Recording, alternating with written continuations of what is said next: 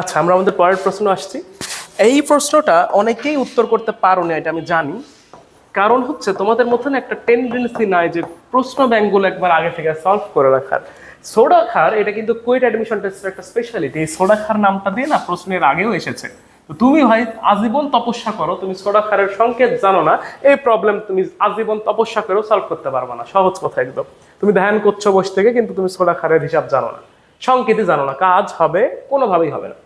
তো এই soda খারের concept, washing soda, এর বিষয়টার সংকেত যদি আমরা জানি, প্রবলেমটা একদম ডাল ভাত। এর ইকুয়েশনটা ভাই আগে দেখো ভাই, মানে এর ফর্মুলাটা দেখো ভাই। সোডিয়াম কার্বনেটের সাথে যদি 10 মোল পানি অ্যাটাচমেন্টে থাকে, তাকেই আমরা কি বলি? তাকেই আমরা বলি হচ্ছে সোডা খার। এই যারা নব্য ফার্স্ট আর সেকেন্ড ইয়ার স্টুডেন্ট, তারা এটাকে একটু নোট ডাউন করে রাখবা, এটা খুব ইম্পর্টেন্ট, আগামীতেও আসবে। আমি বলেই দিচ্ছি, তখন আর কিন্তু লাফালাফি করা যাবে না। তো 10 গ্রাম সোডা খারে কত মোল পানি আছে? কিচ্ছু না, এটা কেমিস্ট্রি সেকেন্ড পেপার, পরিমাণগতরই প্রবলেম ধরে নিলাম আমরা। এটা কিন্তু 9-10 এর বেসিকের প্রবলেম, দিন শেষে 9-10 এর বেসিকের প্রবলেম। তো হোয়াট এভার। তো এখানে একটু আমরা দেখি, সোডিয়াম কার্বনেটের ভর হচ্ছে 106 আর 10 মোল পানি আছে। দেখো একটা এখানে ইন টোটাল ভর কত এর? সোডা খারের ইন টোটাল মাস হচ্ছে 286 গ্রাম। আমি এটা মুখে মুখে করতে পারি, কারণ এটার ভর 106, এটা মুখস্থই আমাদের। আর 10 × 18 মানে 180, টোটাল কত হলো? 206। 106 প্লাস 180 মানে কি? 286 গ্রাম হচ্ছে আমার সোডিয়াম কার্বনেটের ইন্টু 10 মোল পানির বা সোডা খারের ভর আর কি। তো এই জায়গায় আমি যদি এখন লিখি যে 286 গ্রাম সোডা খারে পানি আছে হচ্ছে আমার 180 গ্রাম, কারো কোনো আপত্তি আছে? এতখানে যদি আমি বলি আমার সোডা খারে পানি আছে হচ্ছে এত গ্রাম, হচ্ছে আমার H2O আছে। Good, washing soda. এখন এরপরে আমি কি লিখবো?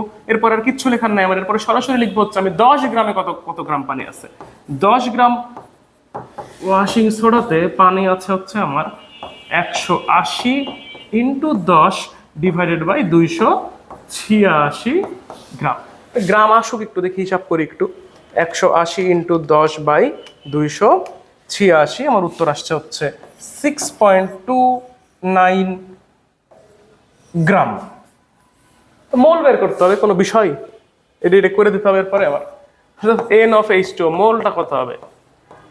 মোলটা হবে হচ্ছে 6.29 বাই 18 ডিভাইডেড বাই 18। আমার অ্যান্সার আসছে হচ্ছে 0.3496 মোল।